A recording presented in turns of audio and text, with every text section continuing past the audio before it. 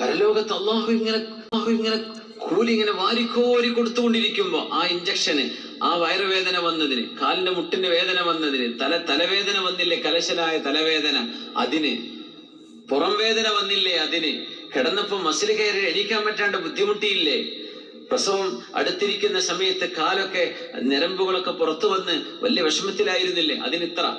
ഇങ്ങനെ അല്ലാഹു കൂലി ഇങ്ങനെ കൊടുക്കുമ്പോഴേ മുഅ്മിനീങ്ങൾ പറയുമത്രേ, പടച്ചവനെ ഞങ്ങളുടെ തൊലി മുഴുവൻ മൂർച്ചയേറിയ ഇരുമ്പിന്റെ നഖങ്ങളാൽ അങ്ങ് പിച്ചു ചിന്തിക്കൂടായിരുന്നോ റബ്ബേ, എന്നാൽ ഞങ്ങൾക്ക് ഇവിടെ അതിന്റെയൊക്കെ പ്രതിഫലം കിട്ടുമായിരുന്നല്ലോ.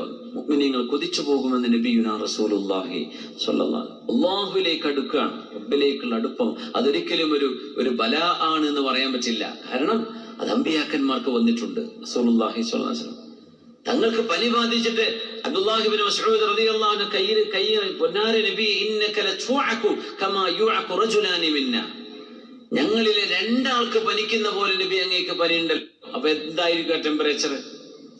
ഞങ്ങളിൽ രണ്ടാൾക്ക് പനിക്കുന്ന പോലെ അങ്ങേക്ക് പനിയുണ്ടല്ലോ. ഖാല നഅം, അതെ, എനിക്ക് അല്ലാഹു രണ്ടാളിന്റെ പ്രതിഫലം നൽകാൻ വേണ്ടി എനിക്ക് വരുന്ന പനി അങ്ങനെയാണ്.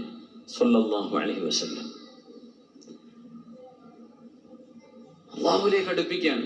ഹത്താ യംശി അലൽ അർദ് വലൈസ അലൈഹി ഖതീഅ, ചില ആളുകൾ ഭൂമിയിലൂടെ വലാ യസാലുൽ ബലാഉൽ മുഅ്മിൻ, മുഅ്മിനായ മനുഷ്യന് പരീക്ഷണങ്ങൾ ഇങ്ങനെ വന്നുകൊണ്ടിരിക്കും. ഹത്താ യംശി അലൽ അർദ് വലൈസ അലൈഹി ഖതീഅ, ആ മനുഷ്യന്റെ ദേഹത്ത് ഒരു തെറ്റുപോലും ഉണ്ടാവില്ല, എല്ലാം പോയിട്ടുണ്ടാവും, എല്ലാം അല്ലാഹു കഴുകി കളഞ്ഞിട്ടുണ്ടാവും, അസുഖങ്ങളും ബുദ്ധിമുട്ടും പ്രയാസമായിട്ട്.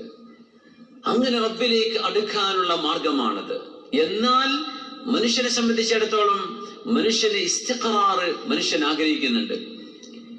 ആരോഗ്യവും മനുഷ്യന്റെ റിസ്ക്കും, ഇത് രണ്ടും മനുഷ്യന് നഷ്ടപ്പെടാതിരിക്കണം എന്ന് ആഗ്രഹിക്കുന്ന രണ്ട് സാധനങ്ങളാണ്. അതുകൊണ്ട് നമുക്ക് രോഗം വന്നാൽ മരുന്ന് കഴിക്കണം.